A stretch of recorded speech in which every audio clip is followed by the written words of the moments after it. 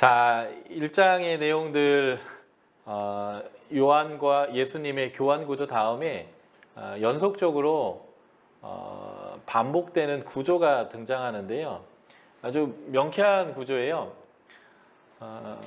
어떤 사람이 증언을 듣고 그리고 반응하는 모습들이 계속 반복됩니다.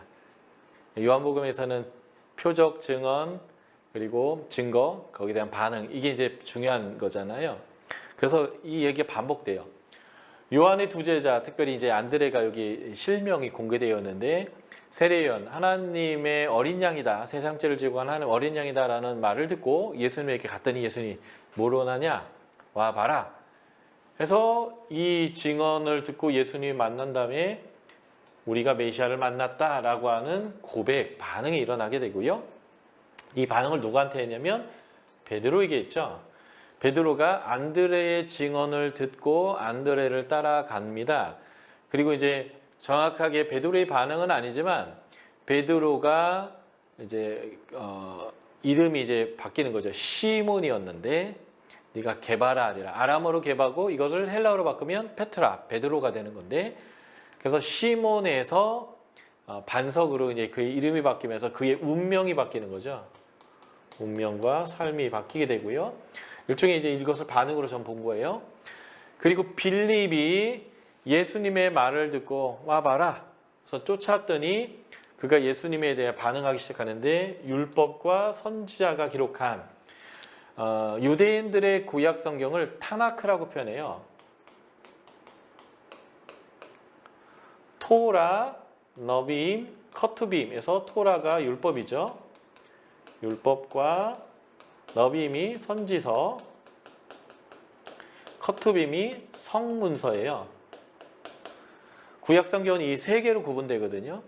그래서 성경에서 율법과 선지자 또는 율법과 선지자와 시편에 이르기를, 이런 식으로 표현되면 그것은 성경이 말하기를, 이런 뜻이에요. 그러니까 율법과 선지자가 말했다라고 하는 말은 구약 성경을 뜻하는 거고요. 성경이 기록한 그 일을 우리가 만났다, 이렇게 표현하면서 예수님을 메시아다라고 이제 고백하게 되고요. 이 빌립이 또 나다나엘한테 가서 얘기해요. 그래서 이 나다나엘이 빌립의 증거를 두고 이제 갔는데, 처음에 빌립의 그 이야기를 들은 나다나엘의 반응은 나사렛에서 무슨 선한 것이 나오겠냐, 이런 표현이었죠. 그런데 그가 예수님을 만났을 때 예수님이 내가 너를 무화과 나무 아래에 있는 것을 보았다, 이렇게 이제 표현하게 되는데, 무화과 나무에 있다라는 것, 무화과는 우리 제주도에도 좀 있는 나무들이죠. 이파리가 굉장히 커요. 그래서 그늘을 제공하는 곳이고요. 팔레스타인은 그늘이 있을 때는 굉장히 시원하거든요. 그래서 포도 덩쿨의 그늘 밑에나 무화과의 그늘 아래는 말씀을 연구하고 가르치는 자리이고, 그러니까 예수님이 너는 하나님을 경외하고 하나님 말씀대로 살아가려고 하는 자다라고 표현을 이런 식으로 너희 무화과 나무 아래에 있는 것을 보았다, 이렇게 표현하는 거죠. 그래서 시편 1편에 보면 의인은 세 가지를 하지 않고 한 가지를 한다라는 식으로 시편 1편 1절 2절에 나와요. 악인의 꾀를 따르지 않고 죄인의 길에 서지 않고 오만한 자의 자리에 앉지 않고, 이제 죄인의 꾀랄 때 죄인의 꾀라는 것이 죄인의 조언이에요. 죄인이 이렇게 살아야 돈 벌 수 있어, 이렇게 살아야 높아질 수 있어 라는 조언을 따라가지 않아요. 그래서 따라간다라는 게 걷는다예요. 그리고 악인의 길에 서지 않아요. 여기서 가다 서다 라는 단어가 나오고요. 그리고 오만한 자의 자리에 앉지 않습니다. 앉다, 서다, 가다, 이거를 죄인이나 악이나 오만한 자들의 말에 따라서 하는 게 아니라 어떻게 해야 해요? 율법을 즐거워하여 그것을 주야로 묵상해서 그 말씀에 따라 가고 서고 앉고를 결정해야 한다. 이게 이제 의인인데 네가 바로 그런 사람이야 라고 예수님이 이 나다나엘에게 말씀해 주신 거죠. 자, 이게 이제 제가 그린 잠언의 도표인데요. 이거 좀 확대해서 보여드리면 여호와를 경외하는 것이 가장 중요한데 여호와를 경외하는 사람, 이것을 수용이라는 표현을 써볼게요. 여호와를 경외하기를 수용하는 사람을 잠언이 이렇게 표현해요. 지혜로운 자, 지식이 있는 자, 지혜로운 아들, 명철한 자, 슬기로운 자. 그리고 여호와를 경외하기를 거절하는 사람들, 이런 사람들을 미련한 자, 어리석은 자, 지혜 없는 자, 거만한 자라고 표현하거든요. 그래서 여호와를 경외하기를 수용해서 지혜로운 자들이 되는데 이게 어떻게 되냐면 하나님의 율법을 즐거워하고 그 율법을 자신의 삶의 가치로 삼는 사람들이죠. 그래서 이런 사람을 뭐라고 표현하냐면 의인이라고 표현해요. 그리고 이 하나님 경외하기를 거절하니까 하나님의 말씀을 무시하고 멀리하죠. 그런 사람들이 그래서 미련하고 거만하고 어리석은데 이런 사람들의 행위가 악하고 죄인이 된다라는 것이 이 잠언서의 핵심 메시지입니다. 그래서 하나님 말씀을 따라 사는 의인들은 마음을 다스리고 정직하고 완전하고 견책을 달게 받고 화평을 논의하고 선을 도모하고 말씀을 주의하고 성품이 냉철하고 뭐 죄를 자복하고 이런 일들이 있게 된다면 미련해서 하나님 말씀을 버리는 사람들은 사악하고 징계를 버리고 훈계를 저버리고 아버지의 훈계를 멸시하고 훈계를 싫어하고 악을 따르고 악을 꾀하고 이웃을 업신여기고 도를 배반하고 무례하고 뭐 이런 일들을 보이는 거죠. 이런 사람들을 악인이라고 표현하는 거죠. 그러니까 지금 나다나엘은 이런 성품을 가진 사람인데 그런 이유가 뭐냐면 하나님의 말씀, 율법을 즐거워하여 지혜를 갖는 사람이라는 거예요. 그래서 무화과 나무 아래에 있다라는 말 자체가 너는 의인이야. 하나님의 말씀을 기준으로 삼으려고 한 사람들이야. 그래서 네가 무화과 나무 아래서 말씀을 보고 기도하고 하는 경건의 모습을 보이고 있는 거야 라고 하는 거죠. 그래서 이 나다나엘이 자신의 본질을 알아봐 주시는 예수님을 향해서 당신은 하나님의 아들이요 이스라엘의 임금입니다 라고 고백을 하는 거죠. 그래서 여기서 보여지는 패턴은 이거예요.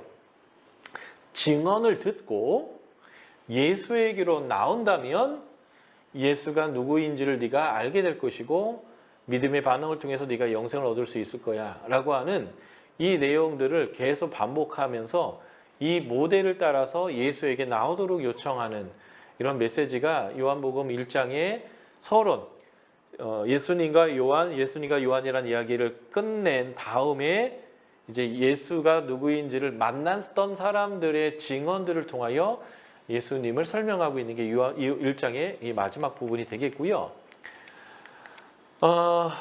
예수님이 나다나엘에게 1장의 마지막 끝부분을 한번 봐주시겠습니까? 요한복음.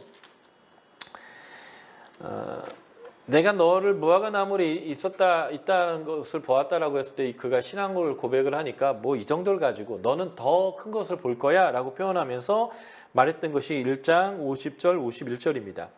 내가 너를 무화과 나무 아래에서 보았다 하므로 내가 믿느냐 이보다 더 큰 일을 보리라. 또 이르되 진실로 25번 이 묶음이 나온다고 했죠. 진실로 이게 중요하다 얘기예요. 진실로 너희에게 이르노니 하늘이 열리고 하나님의 사자들이 인자 위에 오르락 내리락 하는 것을 네가 볼 것이다. 이 얘기를 이해하시려면 창세기 28장을 여러분들이 이제 떠올리셔야 되는데 야곱이 형 에서를 축복한다라는 이 이삭의 소문을 듣고 어머니와 공모하여 털을 붙이고 요리를 만들고 형의 겉옷을 입고 가가지고 아버지가 아무리 생각해도 목소리가 에서가 아님에도 불구하고 너 에서 맞냐라고 몇 번을 반복해도 맞다라고 뻥을 쳐가지고 축복을 받은 후에 이 형이 돌아와서 야곱이 한 일을 알게 되고 아버지 어머니 살아계시니 내가 지금 어쩔 수 없지만 아버지 곡할 때가 가까웠으니 아버지만 돌아가 보셔봐라. 내가 너 확 죽여버리겠다. 이제 그렇게 앙심을 품는 에서의 마음을 야곱이 알고 또 부모가 알아서 부모가 애를 떠나 보내게 되죠. 그래서 밧단 아람에 있는 라반의 집으로 가게 되는데 그래서 부자 되고 복 받고 잘 살려고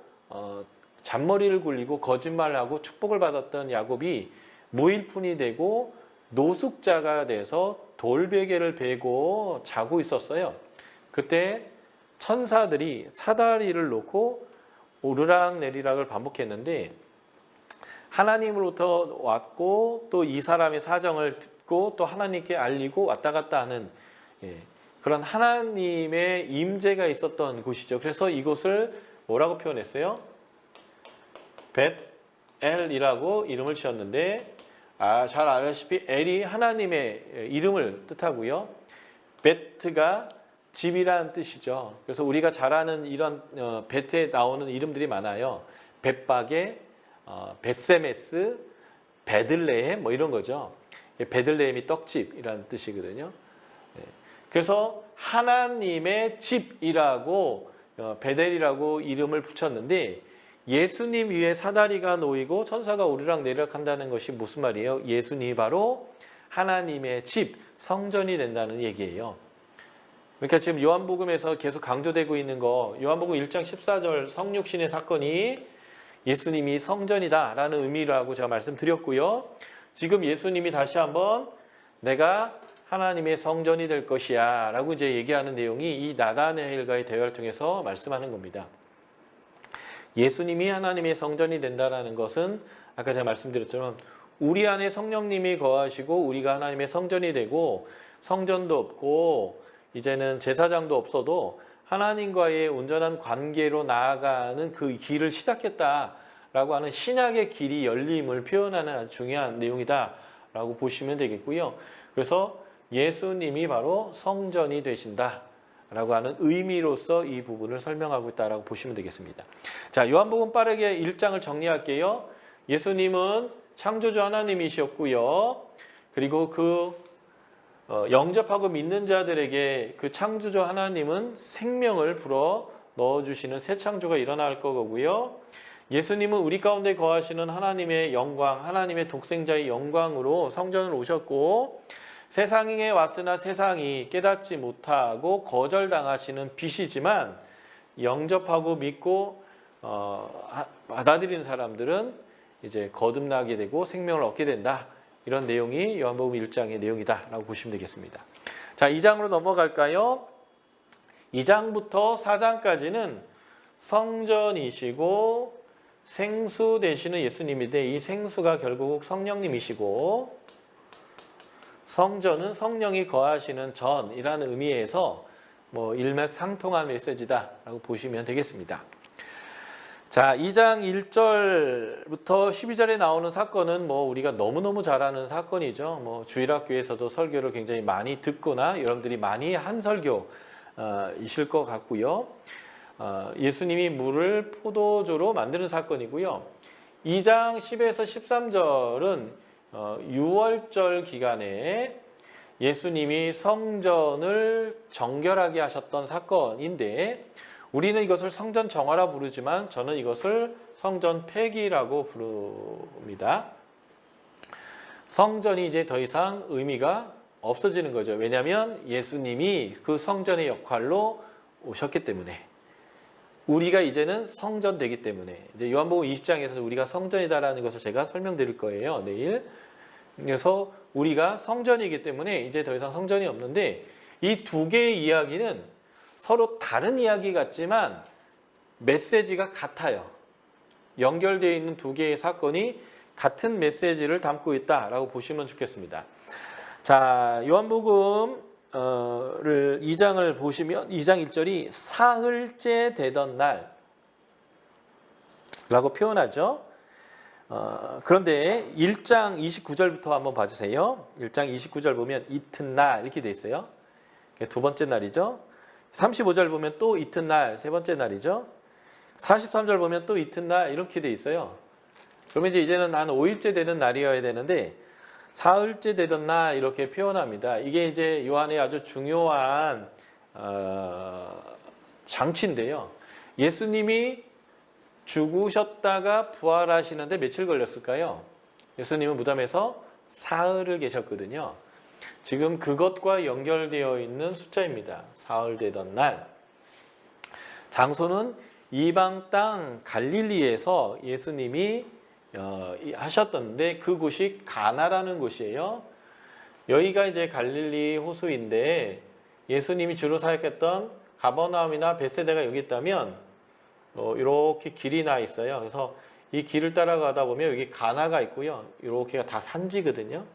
가나에서 더 들어가면 예수님의 고향이 있습니다. 그러니까 나사렛에서 가버나움으로 가는 길목 중간쯤 산지에 이 가나가 있고요. 가나는 나사렛에서 약 6km 정도 떨어져 있는 곳인데 이곳에서 예수님이 물을 포도주로 만들었다라고 하는 겁니다. 이게 굉장히 중요한데 이 물이 어떤 물이냐라는 것을 이해하는 게 일단은 해석하는 데 굉장히 중요합니다.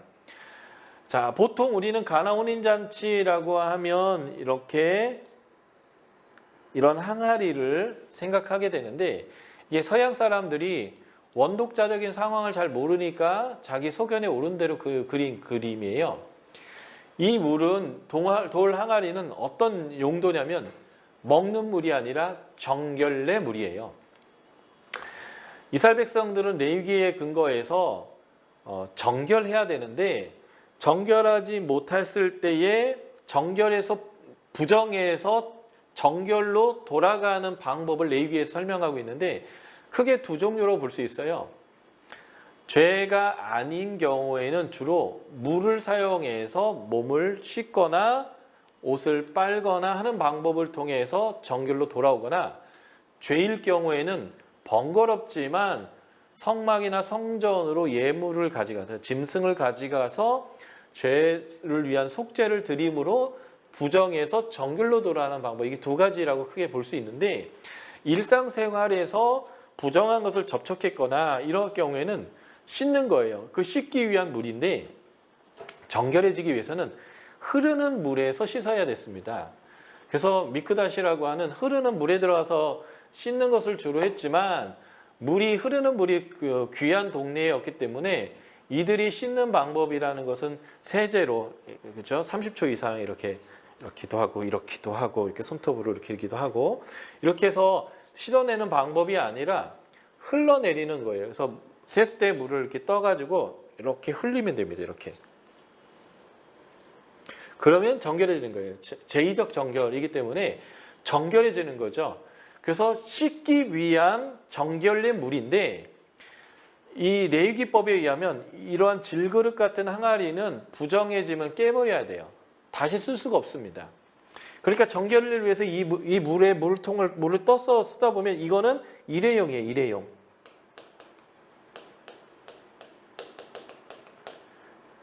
한 번 쓰고 깨고 한 번 쓰고 깨야 되는 거죠. 그러니까 이런 것으로 물통을 사용하지 않았다는 거예요. 근데 서양 사람들이 잘 모르니까 이런 식으로 그려놓은 거죠. 이게 이제 가나 혼인잔치의 기념교회 가시면 여러분들이 지하에 가면 볼 수 있는 돌 항아리입니다. 돌을 이렇게 파가지고 만들어 놓은 그 물 항아리고요. 이 돌이기 때문에 이것은 깨지 않고 씻어내기만 하면 다시 정해지는 그런 거죠. 다시 말해서 정결해지는 거예요. 부정에서 정결해지기 위한 물로는 온전히 정결해질 수 없는 거예요. 나갔다 들어오면 또 씻고 나갔다 들어오면 또 씻고. 이걸 사마리아 여인의 얘기로 표현하면 물을 떠 마시면 금방 또 갈증이 나서 또 떠 마셔야 되는 거죠. 그런데 한 번에 영원히 정결케 되는 방법이 있어요. 한 번에 그것만 마시면 영원히 목마르지 아니하는 샘 깊은 것이 우리 배에서 터져서 영적 가람이 완전히 해갈되는 방법이 있다라고 예수님이 표현하는 거예요. 그게 뭘까요? 예수님의 피입니다. 그래서 이 포도주는 성만찬과 연결시켜 보면 예수 그리스도의 피예요.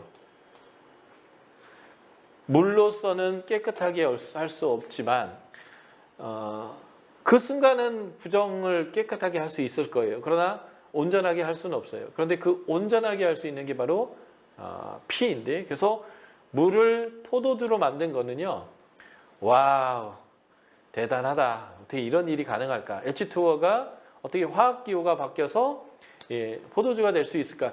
이 정도의 의미가 아니라 요한복음에서는 십자가를 통한 온전한 회복에 대한, 정결에 대한 이야기를 담고 있다는 겁니다. 그래서 예수님이 부활하시는 사흘과 연결시키는 거예요. 그래서 전통, 사람의 법, 유대의 결례를 깨뜨리는데요.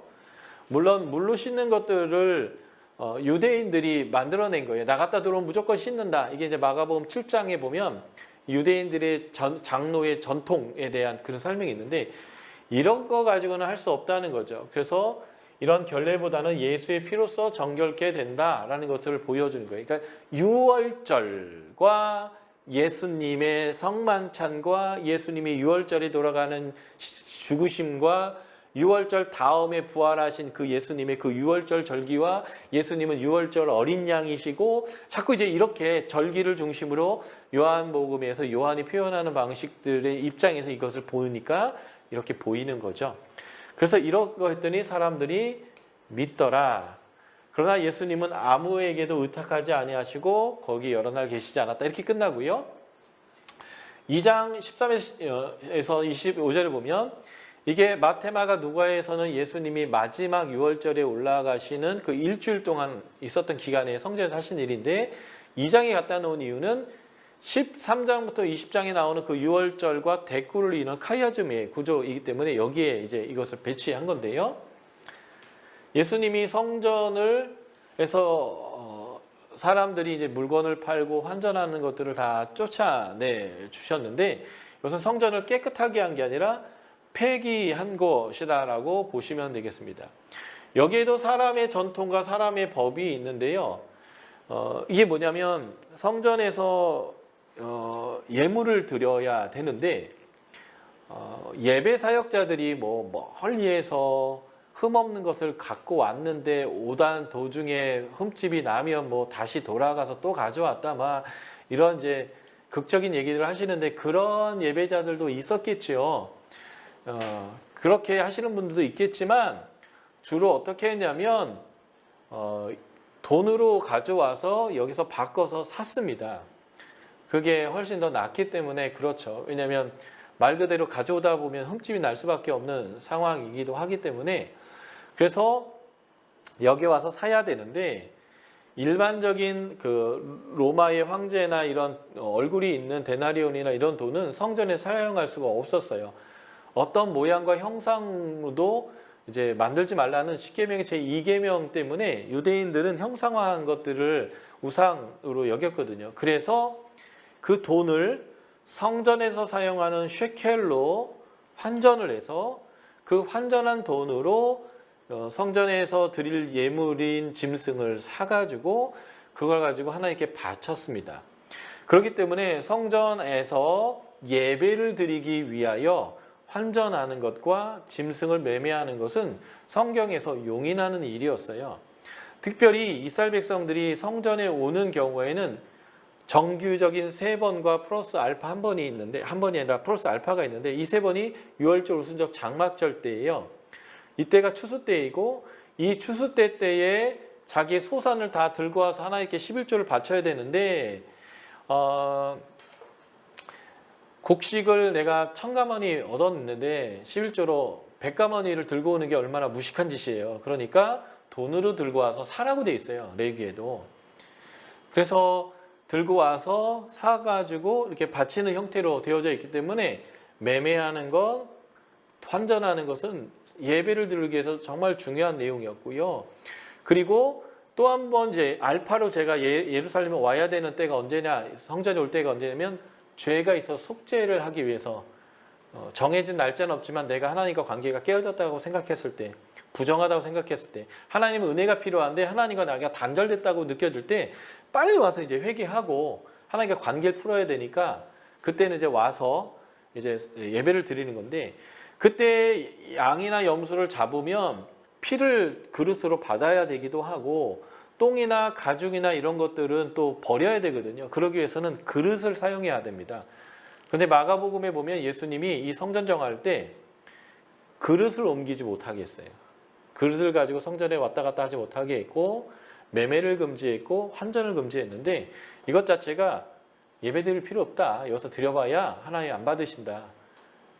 여기는 이제 더 이상 성전의 역할을 하지 못하는 곳이다라고 하면서 예수님이 성전의 역할이 끝났다라고 폐기하는 내용이 바로 이 성전 정화라고 부르는 이 사건이 보여주는 핵심의 내용이라는 거죠.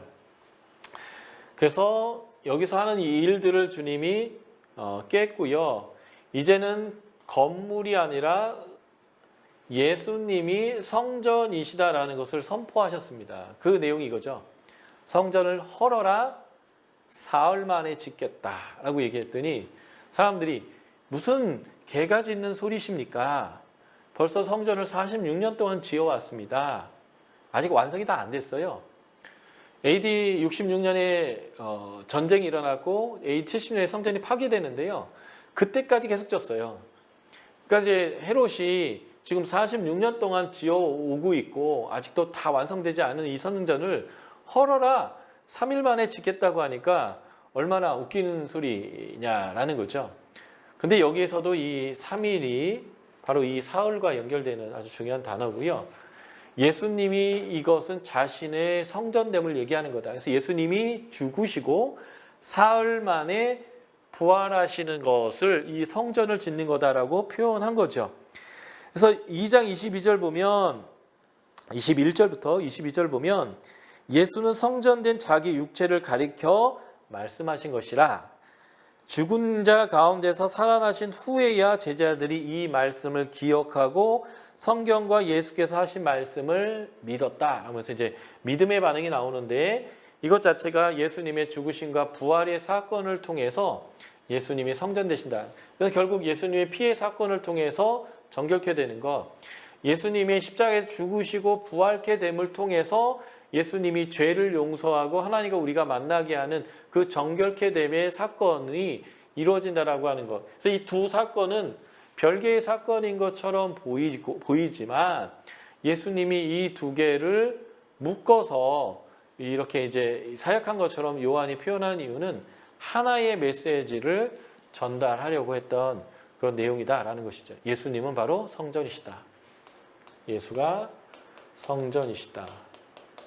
예수의 피로 말미암아 우리가 정결케 되고 하나님과의 관계가 회복되어지고 거듭나고 영생 얻고 새로운 피조물 되고 이런 표현들과 연결시켜서 설명할 수 있습니다. 그런데 예수님이 저희들에게 의탁하지 않으셨다. 빛이 왔으나 세상이 깨닫지 못했고 자기 백성이 왔더니 자기 백성이 거절하더라라는 이제 메시지처럼 거절당하시는 예수님. 그렇지만 그 부르심의 일을 끝까지 순종하여서 하나님이 원하시는 을 행하셨던 예수님의 모습을 표현해 주고 있습니다. 성전에 대해서 제가 상식적으로 좀 설명드릴게요. 이게 이제 헤롯 성전입니다. 헤롯 성전은요, 이렇게 울퉁불퉁한 계곡 위에 성전을 얹히려고 이렇게 방벽을 쌓고 그 위를 평탄하게 해서 그 위에 하나 성전을 딱 얹은 건데 이 크기가 얼마나 크냐면 축구장 8개 크기입니다. 굉장히 큰 거죠. 예. 그래서 이렇게 울퉁불퉁한 계곡에다 방벽을 치고 여기다 이제 성전을 얹었는데 그러니까 이렇게 깊은 계곡 위에 평평하게 얹으려니까 이렇게 이제 만든 거죠. 여기에도 자막에도 나오지만 예수 시대의 이 성전사는 세계 최대 인공 건축물이라고 표현합니다. 그런데 이렇게 하면 이 안에 흙으로 가득 채워버리면 이 위에 예루살렘에 이제 6월절 오순절 장막될 때는 수십만 명이 이 위에 올라오게 되는데 그 하중에 의해서 이 벽이 다 무너질 거예요. 이것을 만들었을 때가 우리나라 삼국사기 초기이고 신라의 왕이 아래서 태어날 때 만들어진 건물이거든요. 지금도 최신식 기술로 만들지만 규칙을 잘 어기면 비 오는 날 다 무너져요. 비가 많이 오면. 그런데 2000년 전에 신라의 왕이 아래서 태어날 때 이 건물이 얼마나 잘 만들었는지를 우리가 보시면요. 이 하중을 받게 하기 위해서 안에 흙으로 채운 게 아니라 이렇게 다 아치 건물로 만들어놨어요. 로마의 도로와 그 물을 옮기는 그런 내용, 그 수로 보면 다 이 아치로 되어 있는데 이 아치가 굉장히 가볍고 강해요. 위에 하중을 받는. 그래서 헤롯이 이렇게 만들었고요. 이런 식으로 이제 속이 다 비어서 오피스로 사용할 수 있도록. 그래서 지금 요게 헤롯 성전의 본체인데 이 본체도 스룹바벨 성전을 다 해체하고 채석장에서 돌을 다 만들어서 여기 와서는 망치 소리 전혀 없이 조립만 했는데요. 스룹바벨 성전의 건물의 8배로 키운 게 이 건물입니다. 이 건물만 스룹바벨 성전의 8배 이상으로 키웠습니다. 그리고 이 건물 이쪽 면과 이 건물 저쪽 면이 우리가 말하는 이방인의 뜰이에요. 예. 그래서 여기 경계가 있는데 여기가 이방인의 뜰이고 이 부분이 또 이방인의 뜰입니다. 여기랑 저기가 이방인의 뜰인데 원래 솔로몬 성전의 터 위에 스룹바벨 성전이 얹혀진 건데 거기 이외에 이렇게 방벽을 쌓고 축구장 8배 크기로 만든 다음에 이렇게 평탄하게 했고 밑에는 이제 아치로 만들어서 넓혀놓은 그 공간이 있죠. 그 공간이 이방인의 뜰이 되는 거예요. 예. 그래서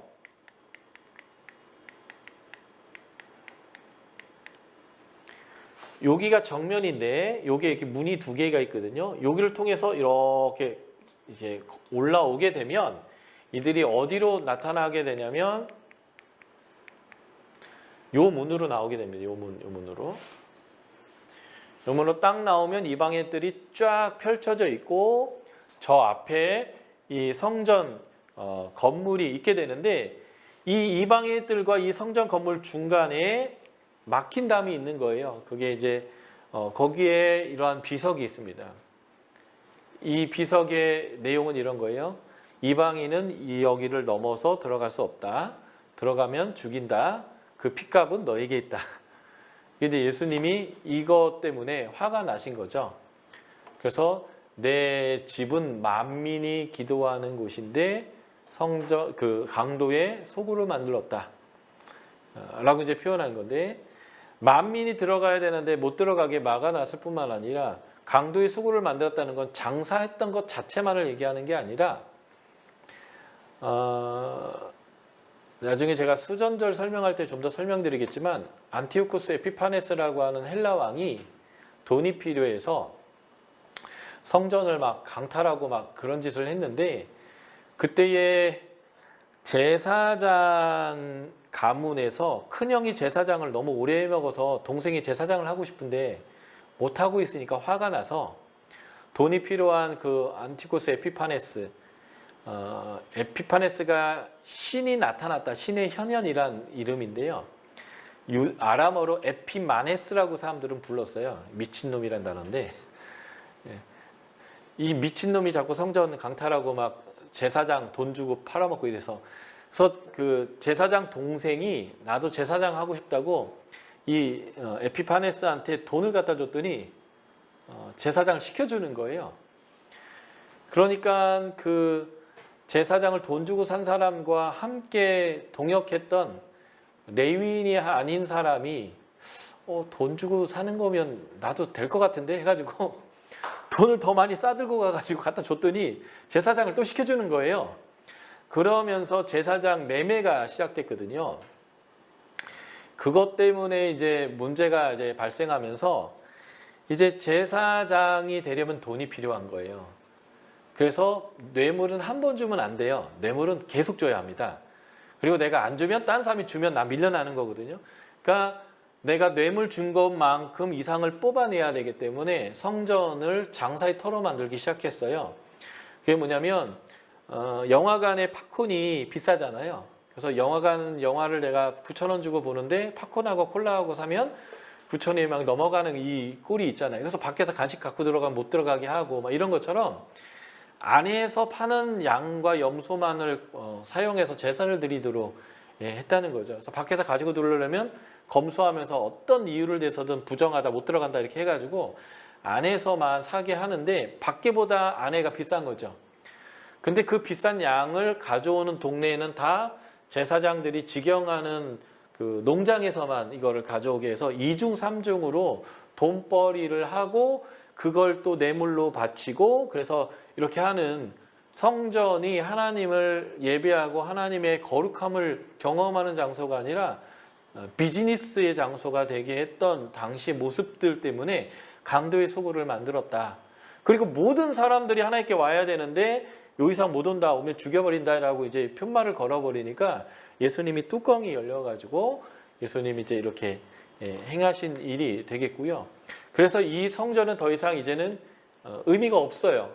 역할을 할 수가 없는 거죠. 그래서 이것을 폐기시키시고 예수님이 직접 성전의 역할을 하시기로 오셨고 그 예수의 영을 받은 우리가 성전의 역할을 하게 하는 그런 내용이 바로 이제 성전을 폐기하시는 사건에서 보여주는 내용이고요. 그래서 2장에 나와 있는 이 두 개의 사건은 예수님이 유월절 어린 양으로 오셔서 우리를 구원하실 뿐만 아니라 하나님의 죄 가까이 정결케 하고 하나님과 친하게 지낼 수 있도록 하는 길을 여신 분이다라는 것들을 이제 보여주는 내용이 되겠습니다. 자, 3장으로 우리가 한번 넘어가겠습니다. 우리가 잘 아는 예수님과 니고데모와의 대화의 내용이고요. 그래서 예수님과 니고데모와의 얘기들 보면 A, B에서 니고데모가 말하면 예수님이 대답하는 그런 형태로 3번 반복해서 질문과 대답, 질문과 대답의 구조로 되어져 있고요. 이제 이 3장에서 2개의 이야기가 돼 있어요. 3장도 2개의 얘기로 돼 있는데 아까 2장도 2개의 별개의 사건인데 이게 묶어서 하나의 메시지가 됐던 것처럼 3장도 2개의 얘기인데 이거를 하나로 묶어서 하나의 메시지로 해놓은 건데 하나가 니고데모와의 대화를 통해서 이루어지는 거고 하나는 세례 요한의 제자들이 이제 세례 요한과 대화하는 내용인데 여기에 둘 다의 공통점은 니고데모가 산헤드린의 공회원이고 유대의 스승임에도 불구하고 굉장히 무지한다는 거예요. 거듭난다라는 거를 뭔지 몰라요. 그리고 세례 요한의 제자들이 굉장히 무지합니다. 세례 요한이 그랬거든요. 내 뒤에 오시는 분은 내가 그 신발끈 하나도 건들 수 없다고.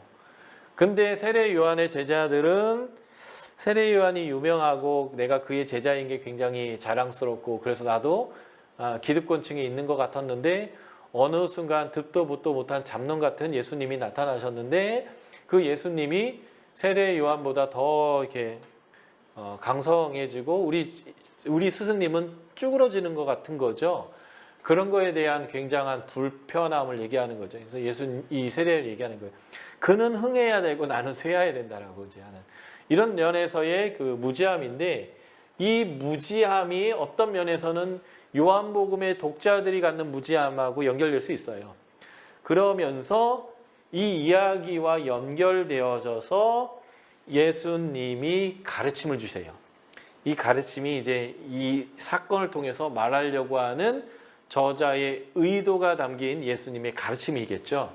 그래서 이 가르침들을 잘 정리해서 예수님은 누구시고 어떤 분이시고 우리에게 어떤 은혜를 주신 분이고 그기의 결과는 우리에게 어떠한 것인가 라는 것들을 이 B 부분에서 우리가 정리해서 배우면 된다라는 식의 이제 교환 구성으로 되어 있는 거예요.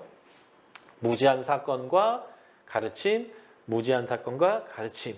그래서 이 사건을 통해서 우리의 무지함을 깨닫고 우리가 알아야 되는 내용이 무엇인지를 이렇게 이제 이 구조를 통해서 우리가 배우면 되겠다라는 거죠. 예.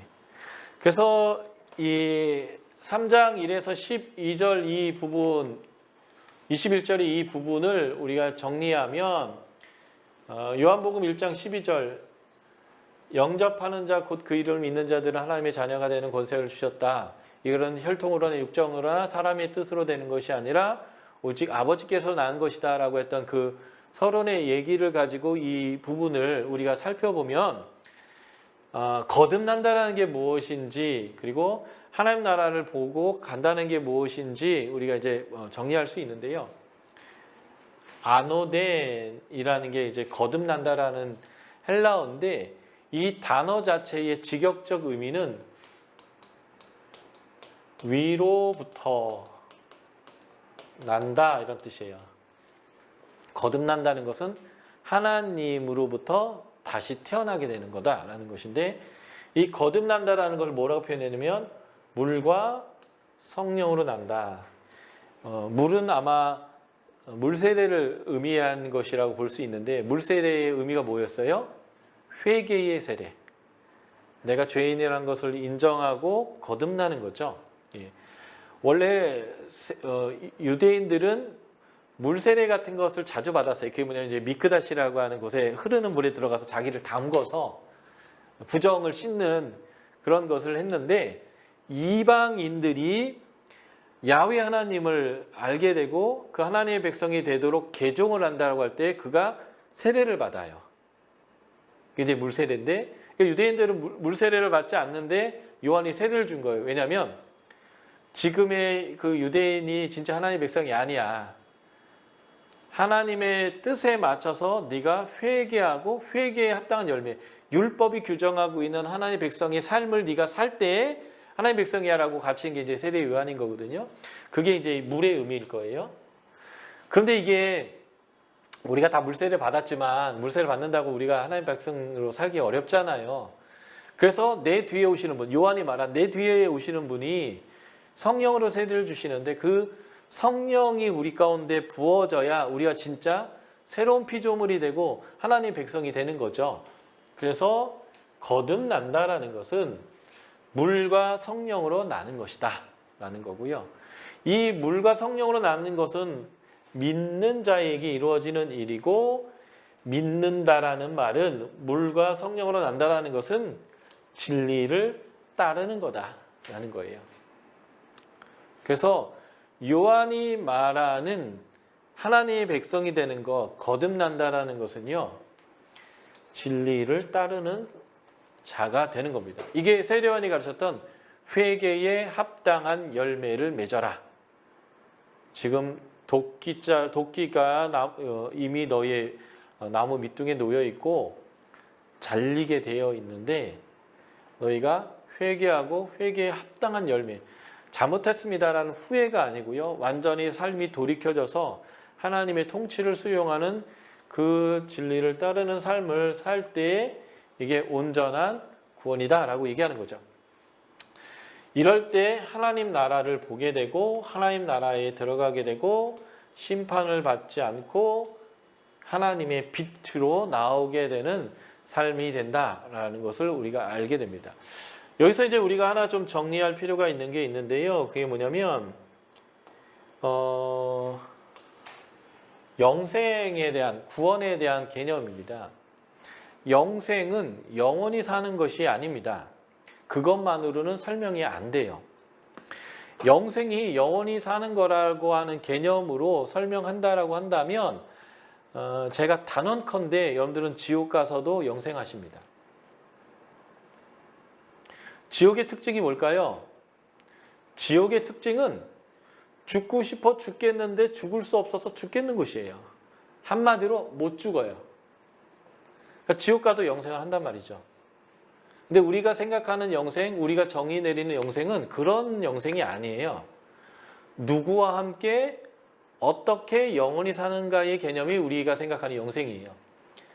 하나님과 함께 하나님의 다스림을 받으면서 아픔도 눈물도 슬픔도 배고픔도 목마름도 없는, 이제 한마디로 행복하게 영원히 그의 다스림 안에서 사는 삶을 우리는 영생이라고 불러요. 그러니까 단순히 영원히 살고 싶다라는 마음으로 영생을 규정한다면 살고 싶은 대로 사셔도 결국 영생은 하시게 될 거예요. 지옥 가서. 그러니까 영생은 그런 게 아니라는 거죠. 그러니까 주님과 함께 다스림 받으며 행복하게 영원히 사는 것이 영생입니다. 그러므로 영생이라는 것은요, 친하게 지내는 거예요. 예수님하고 하나님하고. 육체를 갖고 있을 때부터 내 육체를 벗어나서 내 영혼이 새로운 그 모습으로 부활해서까지요. 시간적으로는 지금부터 영원까지요. 장소적으로는요, 여기서부터, 내가 살고 있는 여기서부터 주님이 재림하여서 가져오시는 그 하나님 나라까지요. 여기서부터 그분이 가져오는 나라까지, 지금부터 영원까지, 내가 지금 육체를 갖고 있는 이 상태로부터 내가 예수님이 부활하셔서 요한복음 20장 보면 문도 안 열시고 이렇게 쏙 들어오시잖아요. 예. 그러한 거룩한 영으로 부활하는 그때 그 모습까지 주님하고 쭉 교제하고 친하게 지내고 그와 함께 복을 누리어 사는 것이 영생의 개념이에요. 이게 요한이 말하는 영생이에요. 그런데 신기한 것은 다 구원의 확신이 있고 영생한다라고는 생각을 하는데 지금은 안 친해. 지금은 서먹서먹해. 그리고 그럴 필요가 있을 것 같지도 않아. 그냥 나중에 죽어서 그때 가서 친해지려고 하는 거죠. 근데 그때 가면 더 서먹할지도 몰라요. 지금 친해져야지. 그러니까 지금부터 쭉 주님과 친해지게 사는 것이 영생이에요. 그러니까 우리가 잘 알지만 신약에서 말하는 하나님의 나라의 개념은 여기 있다 저기 있다의 지역적 개념, 위치의 개념이 아니라 하나님의 통치의 개념, 다스림을 받는 개념이거든요. 그러니까 영생은 지금부터 여기서부터 이 육체를 가지고 있는 때로부터 하나님의 다스림을 계속 받는 개념이에요. 그게 바로 영생이다라는 거고, 그래서 요한은 구원이라는 용어보다는 영생이라는 용어를 더 많이 사용하는데, 영생은 어떻게 받냐면 믿음으로 받는 거죠. 요한복음 3장 한번 봐주실까요?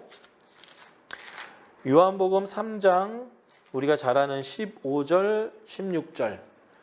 우리가 수련회 같은 데 가면 밥 한 끼 얻어 먹으려면 외워야 했던 그런 구절들이죠. 유명한 구절들. 예. 자, 같이 한번 읽어볼까요? 요한복음 3장 15절, 16절. 이는 그를 믿는 자마다 영생을 얻게 하려 하심이라. 하나님이 세상을 이처럼 사랑하사 독생자를 주셨으니 이는 그를 믿는 자마다 멸망하지 않고 영생을 얻게 하려 하심이라. 그러므로 구원이든 영생은 믿는 자가 누리는 거예요. 그러면 이 믿음이 무엇인지를 우리가 정의 내려야 되는데, 요한복음 17장 3절을 한번 볼까요?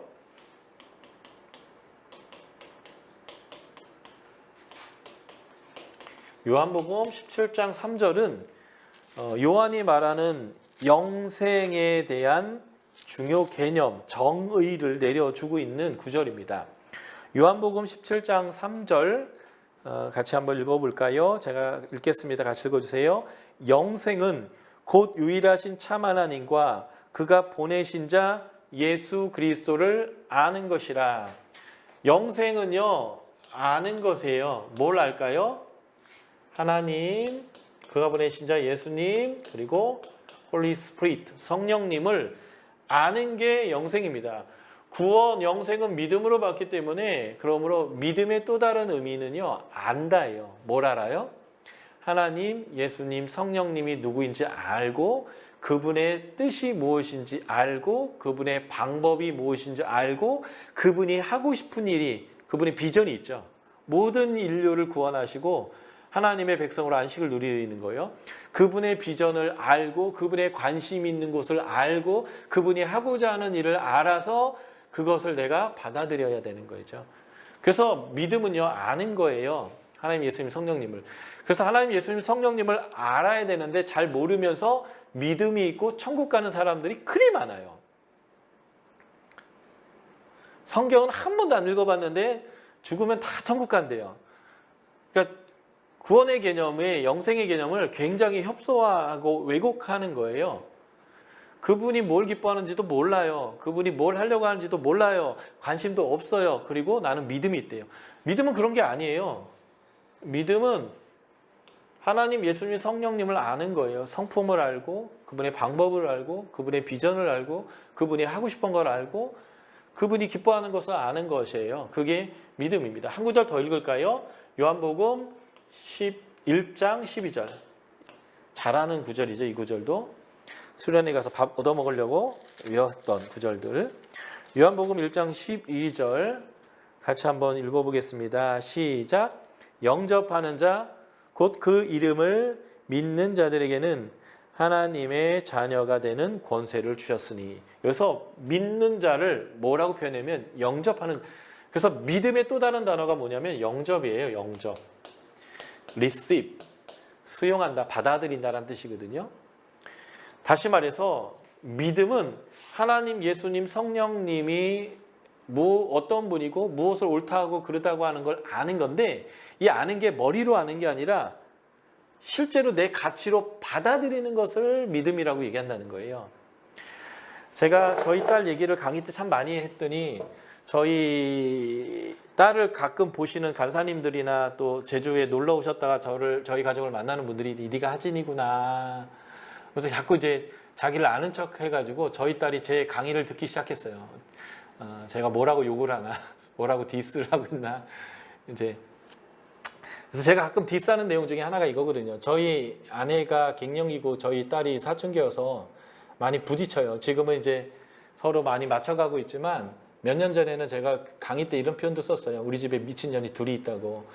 그래서 둘이 맨날 싸운다고. 그래서 제 소원은 남북 통일이 아니라 두 미친년이 안 싸웠으면 좋겠다고 이런 얘기도. 네. 근데 이게 싸움의 원인이 주로 이제 저희 딸에게 있었어요. 왜 그러냐면 저희 딸이 굉장히 창조적이고 자유분방하고 규범이 없고 자기의 삶에 충실하고 자기의 식욕과 자기의 기쁨을 추구해 아주 충실한 아이이기 때문에 그래서 그냥 자기가 하고 싶은 대로 하거든요. 그러니까 엄마가 주는 규칙들 있잖아요. 나갔다 들어오면 손발 씻어라, 식사하고 양치해라, 또 뭐 양말을 벗으면 뒤집지 말고 바로 벗어서 세탁기에 넣어라. 저희 딸의 베란다, 저희 딸 방 베란다에 세탁기가 있거든요. 그러니까 멀리 갈 필요도 없고 이렇게 열어서 넣으면 되는데 하도 청소를 안 해서 가끔 청소를 도와주다 보면 침대 밑에 그 뒤집혀 있는 양말이 도대체 언제부터 거기서 있었는지 모르는 막 이런 양말들이 거기서 나오고 이제 이런 일들이 계속 반복해서 이제 벌어지거든요. 그러니까 이제 아내가 얘기하는 거죠. 왜 너는 내 말 안 듣니? 예. 그래서 이제 아내가 계속 잔소리를 하면 어느 날 딸이 그러는 거예요. 이제 쟤도 이제 사춘기고 미친년이니까 알겠다고요. 그만 좀 얘기하라고요. 그만 좀 얘기해요. 이렇게 막 이러는 거죠. 그러면 엄마가 모르는 줄 알았지, 알았구나 하고 이렇게 숨죽이지 않잖아요. 그러면 엄마의 대사는 뻔해요. 알면 그렇게 해! 그리고 소리를 지르거든요. 그러니까 사실 우리는 모두가 다 아는 게 뭐냐면 안다의 개념이 머리로 안다가 아니라 그렇게 한다의 개념으로 연결되어져 있어요. 그래서 그렇게 안 하면 엄마는 계속 말을 할 거예요. 할 때까지. 왜냐하면 그렇게 하는 것이 아이에게도 좋다라고 확신하고 있기 때문에 그렇죠. 그러니까 안다라는 것은요. 엄마의 말, 아버지의 말, 하나님의 뜻을 받아들여서 내 삶의 방식이 되도록 받아들이는 거예요. 그런데 많은 그리스도인들이 여기까지의 믿음을 갖고 있어요. 하나님이 원수를 사랑하라고 했다. 알죠. 그러나 그게 어떻게 사람이 할 짓입니까? 그건 저한테 요구하시면 안 되는 거죠. 하나님. 그건 과한 거지 아니십니까? 당신이 나를 위해서 죽은 건 내가 시킨 건 아니고 당신이 결정해서 하신 거니까 제가 그것까지는 뭐 너그럽게 받아들이겠지만 나보고 원수를 사랑하라고 하는 것은 그거는 사람이 할 짓은 아닌 것 같아요. 뭐 하려고 노력해봤지만 안 되는 걸 뭐 어떻게 하겠어요? 어쩌라고요? 난 못 받아들이겠다고 이제. 그러면서 어느 선을 딱 결정해놓고 내가 순종의 그 범위를 다 정해놓고 완전히 순종하지 않는 거죠. 그냥 내가 순종하는 것은 주님이 나를 위해서 죽었고 그래서 내가 죄사함 받았고 그래서 내가 죽으면 천국 간다라고 하는 이 사실에 대해서는 내가 인정하고 받아들이지만 그 이상의 삶의 부분은 내가 좀 이해타산을 따져봐야 될 것 같습니다. 되는 게 있고 안 되는 게 있는데 그런 식으로 무조건 다 하라고 하시면 그것도 좀 폭력 아니겠습니까, 주님? 이러면서 이제 적당히 수용하는 그 선이 있거든요. 그래서 여기까지를 많이 해요. 근데 믿음은 수용하고 영접하는 겁니다. 한 구절 더 볼까요? 요한복음 3장 36절입니다.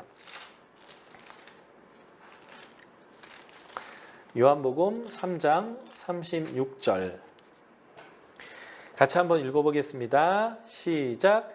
아들을 믿는 자에게는 영생이 있고 아들에게 순종하지 아니하는 자는 영생을 보지 못하고 도리어 하나님의 진노가 그 위에 머물러 있느니라. 유대인들은 반복해서 강조하는데 같은 내용을 반복할 때는 동의, 같은 의미를 반복한다 해서 동의 대꾸라고 표현하고요. 때로는 반대로 보색처럼 딱 해가지고 더 강조하는 방법이 있어요. 이게 반의 대꾸인데 이 본문이 반의 대꾸예요. 아들을 믿는 것의 반대말은 아들에게 순종하지 아니하는 거고요. 영생이 있고의 반대말은 영생을 보지 못하고 도리어 진노가 그 위에 있다라는 얘기입니다. 그걸 동의 대꾸로 바꾸면 이렇게 읽혀요. 아들을 믿는 자에게 영생이 있고 아들에게 순종하는 자는 영생을 보고 진노가 그 위에 없다. 그러니까 믿음의 또 다른 말이 뭐예요? 순종입니다. 내가 하나님이 뭘 기뻐하는지를 알았어요. 그래서 그것을 내 가치로 수용했어요. 수용했으니까 당연히 내가 그 가치대로 행동을 하겠죠. 제가 1시간 동안 떠들었기 때문에 목이 아프고 갈증이 나잖아요. 그래서 제가 좋아하는 포카리 스웨트를 여기다 딱 담아왔거든요. 그래서 이 포카리 스웨트를 제가 마시면 목의 갈증이 좀 해소되고 내가 좀 편안해진다는 걸 제가 알고 그것을 내가 영접해서 컵에 담아왔죠. 그러니까 내가 목의 가람을 해결하기 위해서는 어떻게 해야 돼요? 내가 아는 대로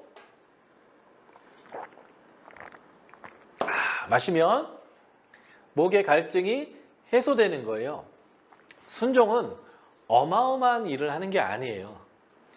내가 받아들였던 그 가치대로 그냥 살아가는 겁니다. 저희 딸이 나갔다 돌아와서 손발을 씻으면 엄마가 좋을까요? 딸이 좋을까요? 요즘 코로나 때문에 감기로 병원 오는 애들이 확 줄었다고 하잖아요. 잔병으로. 왜 그래요? 손발을 잘 씻으니까. 그러니까 손발 잘 씻으면 본인한테 유익한 거거든요. 순종은 본인을 위해서 하는 거예요.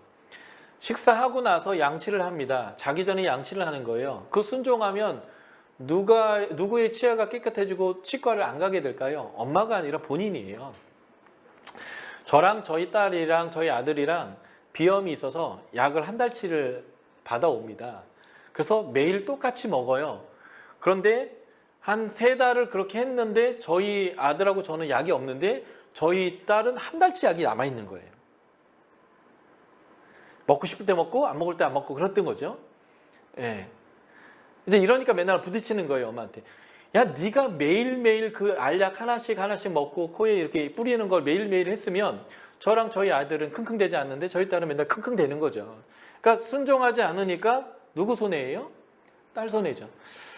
제가 자꾸 이런 얘기하니까 나중에 여러분들이 멀쩡하게 생겼는데 왜 그랬어? 막 자꾸 이래가지고 저희 딸이 또 저희 강의를 또 찾아보게 되는데 어쨌든 간에 순종은 이 약을 먹으면 상태가 좋아진다라는 것을 이제 아는 거예요. 의사 선생님이 좋아진다고 얘기하니까 알았으면 그것을 정기적으로 하는 거예요.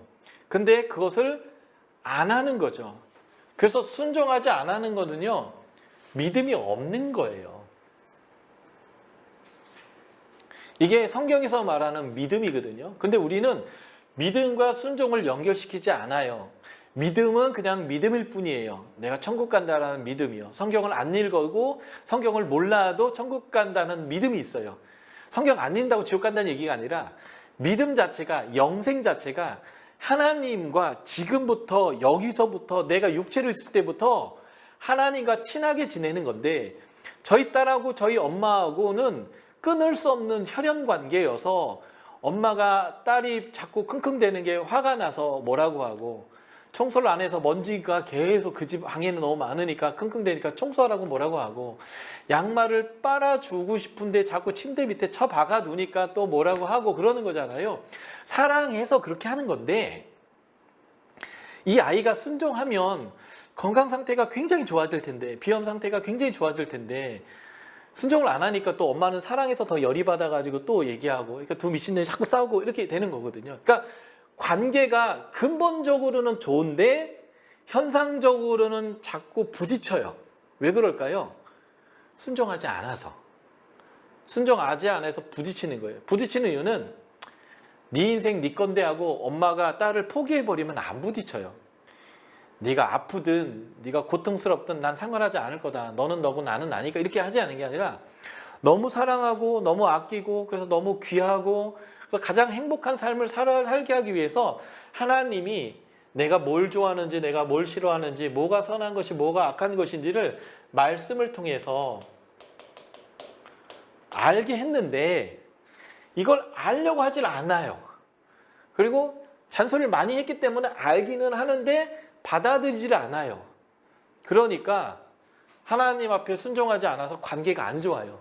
근데 믿음은 있어요. 천국은 간대요. 그런데 친하진 않아요.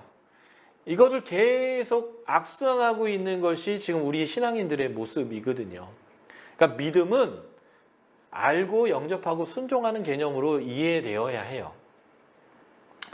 그러나 순종할 수 있는 능력이 우리에게 없죠. 그래서 보혜사 성령님이 오신 거 아닙니까? 그것도 선물로. 이것 또한 돈 주고 사라고 하면 소수만 순종할 것이고, 이것 또한 키가 170 이상만 준다고 한다면 또 그것도 내가 어렵고, 예쁜 얼굴이 있는 사람만 준다고 한다면, 몸무게가 몇 킬로 이하의 가벼운 사람만 준다고 한다면, 많이 배운 학위가 있는 사람만 준다고 한다면 아주 짜증이 나는 거잖아요. 어쩌라고. 그래서 선물로 모두에게 그냥 준다는 거잖아요. 근데 그것도 싫어요. 관심도 없어요. 공짜는 가치가 없어서 그런지. 그래서 어쩌라고 그러는데, 어쩌라고 그러는 게 아니라 다 줬어요. 해답까지. 그리고 방법까지. 다 줬는데도 그것을 수용하고 싶지 않은 거죠. 왜냐하면 내가 더 사랑하는 게 있으니까. 내가 더 하고 싶은 게 있으니까 주님이 선하다고 하는 것이 내가 보기에는 선하지 않거든요. 주님이 악하다고 얘기하는 걸 내가 보니까 악하지 않아요. 너무 좋아요. 그래서 그것을 계속 추구하는 거죠. 예. 저희 딸 얘기 하나를 더 하면, 저희 딸은 이제 단 거 너무너무 좋아해요. 그래서 저한테 후르츠 링이라고 이렇게 시리얼 중에 되게 애들 먹는 거 있잖아요. 그걸 사달라고 해서 사줬더니 머시멜로를 이만큼 2개를 사와가지고 그거를 함께 섞어서 이렇게 과자를 만들어서 먹더라고요. 근데 저희 아내와 제가 걔 아기 때부터 지금 고등학교 2학년 때까지 계속 한 얘기가 있거든요. 설탕은 계속 장에 염증을 일으키고, 그래서 네가 아토피가 심한데 계속 간지러울 거다. 단 것을 끊어라. 단 것을 끊어라. 그런데 고등학생이 되더니 초콜릿을 상시 복용하더라고요. 매일 저녁마다 먹는 알약 하나는 2달치를 3달, 4달에 먹으면서 그건 빼놓지 않고 먹고, 막 단 것들을 막 너무너무 추구하는 거예요. 그게 알아요. 입에 다니까. 이게 너무 몸이 원하니까. 근데 그렇게 하면 몸이 간지럽고 비염이 안 좋아진다는 걸 본인이 몸으로 경험하지만 그걸 끊을 수 없는 거예요. 이게 로마서에서 말하는 사망의 몸에서 누가 나를 해방하랴, 이거 똑같거든요. 그래서 그 사망의 몸에서 그를 해방시키기 위해서 부모가 온갖 고난과 핍박과 어려움을 줬지만 굴하지 않고 그것을 장기 복용해요. 이게 이제 우리 인간의 모습이겠죠. 그래서 성령의 도우심이 필요한 거죠. 성령이 도와주시지 않고는 우리가 그 사망의 몸에서 우리를 끊어낼 수 없어요. 근데 그것 또한 주님이 주시는 거예요. 그래서 거듭난다는 것 자체가 성령으로 나는 거예요. 그래서 그 성령까지 받아들이는 것, 그 성령을 주인으로 삼는 성전이 되는 삶 자체 안에서 바로 그 죄로부터, 사망으로부터 우리가 자유케 되고 해방케 되는 일들이 이루어진다는 겁니다. 이런 얘기를 이제 니고데모와 한 거예요. 니고데모는 예수님을 호의적으로 받아들이고 예수님을 찾아온 사람이지만 아직 그가 진정한 비밀을 몰라요. 그는 율법의 학자일 것이고 능통한 자일 것이고, 그래서 대사내들인 공회, 유대에서 70명만 뽑는 거기에 뽑힌 탁월한 율법의 학자였을지는 모르지만 여전히 그는 어리석었던 거죠. 그에게 예수님이 거듭난다라는 것이 무엇이냐? 성령으로 나는 것이고, 이 성령으로 나야 사실은 빛 가운데로 거할 수 있는 진리를 따르는 삶이 가능하다라는 것을 이제 말씀하신 거다라고 보시면 되겠습니다. 자, 이런 얘기와 함께 그래서 니고데모와 예수님 만남, 요한과 그 제자들의 만남을 비교해서 보면 둘 다 무지하죠. 니고데모는 거듭나는 거, 성령으로 난다는 게 뭔지 몰라요. 제자들은 세례받기 위해서 예수님에게 사람들이 많이 가는 것, 우리 스승이 쪼그라들고 예수님이 승하는 거에 대해서 이해할 수 없어요. 그때 예수님은 어떤 분인가? 십자가를 져야 되는, 뱀처럼 들려야 되는 분이시기도 하고, 예수님은 흥해야 한다라고 세례요한이 얘기하는 거죠. 그리고 예수의 증언이 참되다라는 것에 대한 표현이 있는데, 예수님이 우리는 아는 것을 말하고 본 것을 증언한다라고 하면서 하나님의 것을 얘기하는 걸로 되어져 있고요. 이 요한복음 3장 20에서 36절 보면 그가 친히 보고 들은 것을 증언하는데 하나님이 보내신 이는 하나님의 것을 말한다라고 세례 요한이 명확하게 예수님은 하나님에게서 온 사람이고 하나님 것을 증언한다라고 표현합니다. 그리고 여기 이제 거절하는 사람들이 있죠. 예수님, 너희가 증언을 받지 않는다. 증언을 받는 자가 없다. 이게 이제 서론에 나왔던 어둠에 빛이 비쳤는데 어둠이 깨닫지 못하고 자기 백성에게 왔더니 자기 백성이 거절하더라 하는 내용이지만, 그러나 영생, 믿는 자마다, 아들을 믿는 자에게는 영원한 생명이 주어질 것이다. 예. 그러나 믿지 않는 자들에게는 진노와 심판이 있을 것이다. 예. 그리고 이 믿는 영생이라는 게 뭐냐? 진리를 따르는 거다. 순종하는 거다. 증언을 받는 것 자체가 하나님의 나라의 가치를 수용하는 거예요. 이게 하나님 나라가 임하는 개념이에요. 지역의 의미가 아니라 내 삶에 하나님의 통치가 임하고, 하나님이 선한 것을 내가 이제 선하고 인정하고, 하나님이 악하다고 하는 것을 내가 악의 기준으로 세워서 제껴버리고, 하나님이 기뻐하는 곳으로 하나님이 원하는 어떤 그 비전, 하나님의 뜻에 내 삶을 맞춰서 내가 그것을 추구하고, 그래서 때로는 간사로 또는 선교사로 하나님이 기뻐하는 그 일을 추구하기 위해서 내 삶 전체를 드리기도 하고 하는 일들이 이제 이루어지는 거겠죠. 그래서 요한복음 3장에 나와 있는 이 두 가지의 사건을 통해서 명확하게 또 반복해서 말하는 것은 믿는 자가 영생한다. 믿음이란 순종하는 삶이다. 예수님이 바로 그 구원의 길을 여시는, 십자가에 들리는 작대기 위에 뱀이 될 것이고,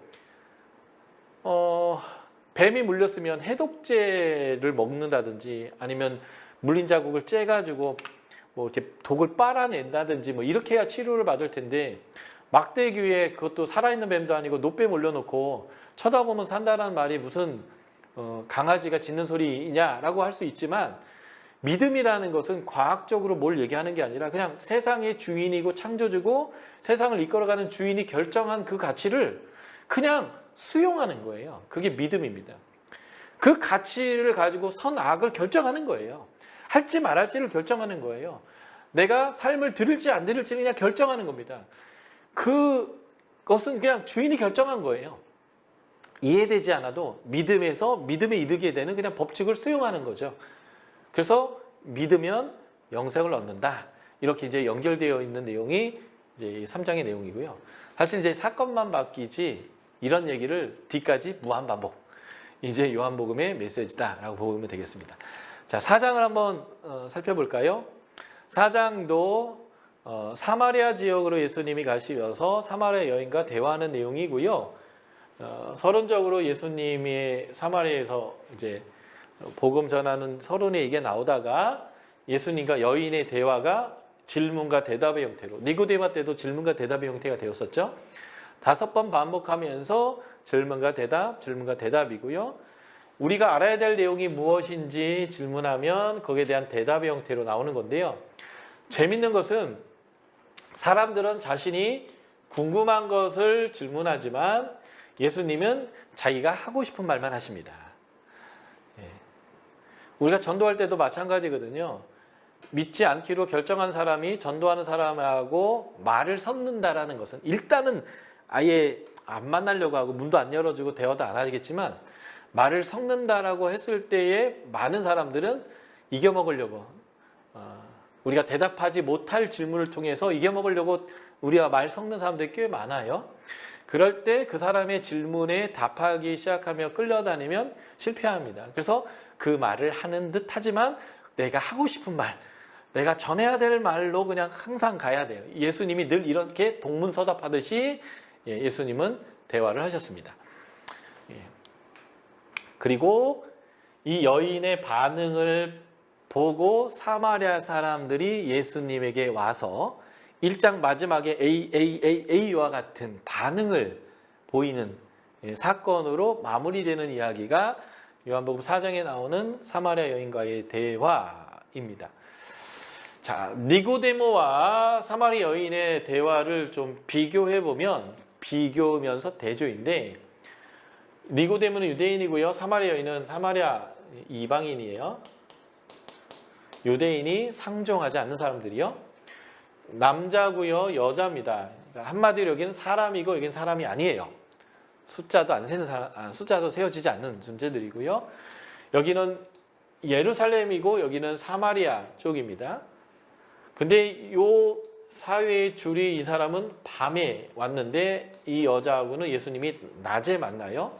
니고데모는 도덕적으로 깨끗하고 사람들에게 높임을 받는 사람이라면 이 여인은 도덕적으로 부정합니다. 지금 있는 남편도 자기 남편이 아니고 이전에 남자가 여러 있었습니다. 어떤 사람은 이것을 유대 지역의 계대 결혼으로 보기도 하지만 계대 결혼보다는 그냥 이렇게 남편이 많은 것으로 봐야 되고요. 이것도 이 여자가 다 살고 싶어서 그랬던 겁니다. 고대에서 여자들은 법적 지위도 없었고, 그러니까 여자가 사인한다고 해서 계약서가 성립이 안 돼요. 여자들은 영원한 미숙아입니다. 태어나면 아빠 밑에 있어요. 그래서 아기 때 어렸을 때 서원을 하는데 아빠가 네가 무슨 서원이야? 그러면 그가 서원하는 게 의미가 없어져요. 그래서 하나님 벌도 안 줘요. 서원한 거 약속 안 지켜도. 아버지가 인정 안 하면. 시집을 가면 남편이 그 아내의 법적 후견인이기 때문에 아내가 하나님께 1,000만 원 바치겠다고 서원을 했다가도 남편이 미쳤어? 이렇게 얘기하면 그 서원은 안 지켜도 돼요. 여자의 서원은 의미가 없어요. 남편이 허락하지 않는 한. 그 남편이 죽어요. 그러면 이 여자는 아들의 법적인 후견이 아들이에요. 그래서 하나님한테 내가 이렇게 하겠습니다 서원했는데 아들이 아유 어머니 노망 나셨나 왜 그런 소리 하셨대 그러면 그 서원이 깨져요. 의미가 없어요. 그러니까 여자는 죽을 때까지 영원한 미숙아예요. 법적 권리도 없고 아무것도 할 수 없어요. 이게 고대입니다. 그러니 여자가 밥 벌어 먹고 살 수 없는 상황이기 때문에 남편이 없는 과부 중에 아들까지 없는 과부가 그래서 제일 불쌍한 사람인 거예요. 아무도 그를 보호해 줄 수 없는 거죠. 그런 여인들이 먹고 살 수 있는 유일한 방법은 결국 몸 파는 것밖에 없어요. 살려면 그거밖에 할 수 없는 거예요. 이게 이제 여인들의 고대 사회에서의 비애였는데 아마 이 여인이 그런 거죠. 먹고 살려고 남편이 계속 바뀌어야 되는 그런 여인. 얼마나 영적으로 육체적으로 가람이 심했겠어요. 아무도 나를 사람 대우하지 않고 그냥 이 여인의 육체만 탐했을지도 모르죠. 그러니 얼마나 인생이 공고하고 힘들고 불안정하고 어렵고 아무 소망이 없고 그랬겠어요. 이제 그런 여자에게 말을 걸어주시고 그에게 영원한 그의 가람을 해결해 주시는 방법을 제시하는 분을 만나는 거죠. 그리고 이 니고데모는 예수님께 찾아왔고요. 이 사마리아 여인은 예수님이 찾아갔어요. 예수님은 이방의 사람도 아닌 여자 중에 가장 더러운 여자와 같은 느낌의 사람에게조차도 하나님의 복음은 찾아가요. 예수님 말씀에 이 사람은 당장은 큰 반응이 없었지만 이 여자는 그때 자기의 물 떠오러 왔던 그릇을 던져버리고 마을로 뛰어들어가서 메시아를 만났다라고 선포하게 되고요. 여기서 예수님 메시지죠. 예수님이 주시는 세례를 통해서만 하나님 나라가 들어갈 수 있다. 성령의 세례로만 들어갈 수 있다. 성령에 대해서 얘기했다면 예수님이 주시는 물을 통해서만 영원히 목마르지 않을 수 있다. 이 둘 다 뭐예요? 성령으로 나는 것. 오직 성령을 통해서 사회의 주류고 사내들인 공회원이고 사람에게 존경받고 다 필요 없어요. 성령이 아니고는 하나님 앞에서 거듭날 방법이 없습니다. 많이 배워도 높아도 많이 가져도 다 소용없어요. 성령이 아니고는 거듭날 수 없고요. 아무리 부정해도 아무리 사람 취급받지 못해도 아무리 사람이 아니어도 성령님이 찾아오시면 그는 하나님의 존귀한 자녀로 태어날 수 있습니다. 이 두 이야기가 어떤 면에서는 이러한 메시지를 전하고 있는 거죠. 유대인을 위해서 오신 예수님과 이방인을 위해서 오신 예수님의 이야기가 4장, 5장에 연결되어져 있습니다. 자, 사마리아 여인의 질문 중에 20절 한번 봐주실까요? 예수님이 자신의 이전의 과거도 다 마치시고 하니까 이제 관심이 훅 들어와가지고 그의 관심사 중에 하나를 질문하는데요. 자, 4장 20절 제가 읽어드리겠습니다. 우리 조상들은 이 산에서 예배하였는데 당신들의 말은 예배할 곳이 예루살렘에 있다 하나이다. 예배는 어디서 드려야 합니까? 라고 이제 예배의 장소에 대해서 예수님에게 이 여인이 질문합니다. 예수님의 답변은 장소가 어디냐가 중요하지 않다는 거예요. 예루살렘이나 사마리아 둘 다 아니다. 아버지께 예배할 때가 오는데 이제는 예배의 방법, 예배의 방법이 중요하다라는 거예요. 그 예배의 방법이 뭐냐면 영으로 예배하는 것과 진리로 예배하는 것입니다. 하나님의 영, 성령님께서 우리를 거듭나게 하시면서 우리가 무엇을 해야 되는지 알려주세요. 나중에 요한복음 후반부에 마가다락방에서 이렇게 표현하죠. 의에 대해서, 심판에 대해서, 죄에 대해서 말씀하실 거라고요. 그러니까 하나님의 기준을 성령께서 말씀하시는데 그 영께서 주신 것이 성경이죠. 말씀. 모든 성경은 성령의 감동으로 되어진 것으로. 그 말씀이 하나님의 영으로 우리에게 주어진 것이며 그것이 바로 진리입니다. 그래서 하나님의 영 안에서 하나님의 진리로 순종하며 살아가는 게 뭐냐? 예배다라고 말씀하십니다. 그래서 우리는 어디서 예배드려야 되느냐에 관심을 두는데 하나님은 어디서 예배드리는 게 중요한 게 아니야. 어떻게 예배하느냐가 이제는 중요해. 왜 그럴까요? 여러분들이 성전이잖아요. 여러분들이 있는 곳에 하나님 나라가 임하잖아요. 그래서 스타크래프트처럼 여러분들이 가는 곳에 어둠이 이렇게 물러가야 되는 거잖아요. 물러가죠. 그죠? 물러가야 되나요? 이렇게 여러분들이 있는 곳이 성전이고 여러분들이 바로 예배의 초소이고 여러분들이 있는 곳에 하나님이 계시잖아요. 그렇기 때문에 여러분들이 있는 곳에 하나님이 있다는 것이 어떻게 드러날까요? 여러분들의 선택을 통해서요. 나는 이게 옳아. 왜냐면 성경이 그렇게 말하거든. 이것은 잘못된 거야. 그래서 나는 이것을 선택하지 않을 거야. 나는 이렇게 선택할 거야. 관계도 그렇게 하는 거죠. 하나님이 기뻐하는 관계는 이거야. 그래서 내가 너에게 이렇게 관계할 거야. 그리고 너한테 내가 그 이전에 회개하기 이전에 예수 알지 못하기 이전에는 갑질을 했다면 내가 이제 너를 섬기는 삶으로 내 삶을 바꿀 거야 하면서 내가 영과 진리로 예배하게 되면 거기에서 사람들이 하나님이 살아 계시나 보다. 저 인간이 바뀐 거 보니까. 이렇게 이제 얘기하기 시작하는 거죠. 하나님 영광이 거기 임하는 거고 그 사람이 하나님을 보게 되고 하나님을 알게 되는 거죠. 그래서 요한복음에 나오는 와보라 전도가 가능한 거예요. 빌립이 나다나엘에게 와봐라. 안드레가 베드로에게 와봐라. 보면 알 거 아니냐라는 거예요. 그 보는 것이 3천억짜리 막 이렇게 건물을 보는 게 아니라 공동체를 보고 그 하나님의 가치를 따라 예배하는 삶을 사는 사람을 보는 거예요. 그 가장 좋은 모델을 본 사람이 이제 나다니엘 같은 거죠. 예수님을 직접 본 거죠. 베드로가 직접 본 거죠. 그러면서 메시아를 만났다라고 고백하는데 어쨌든 이제는 예배의 장소가 어디냐가 중요하지 않다는 거예요. 그 전에 건물로서 텐트로 있을 때는 실로의 성소에 있을 때 예루살렘의 성전에 있을 때 거기로 갔어야 하는 거예요. 거기가 예배의 장소였고 거기 가야 하나님 만난 거고 거기 가야 죄가 용서됐다고요. 그런데 이제는 어디냐가 중요하지 않고 어떻게가 중요한 거죠. 이거와 같은 메시지가 로마서 12장 1에서 2절이죠. 산제사를 드려라. 그 산제사는 하나님이 기뻐하시고 선하시고 온전하다고 하는 것들을 구별해서 그것을 추구하는 삶이에요.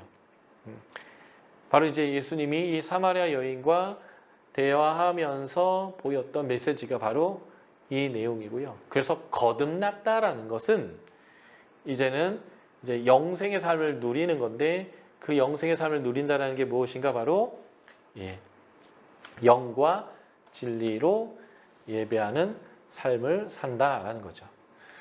자, 이번 섹션을 마무리하면서 자, 요한복음 1장 30에서 51절에 나왔던 네 번의 반복이 있죠. 증인들이 예수님을 경험하고 와보라 했던 것처럼 사마리아 여인이 예수의 증언을 듣고 내가 메시아, 내가 그다, 에고 에미죠.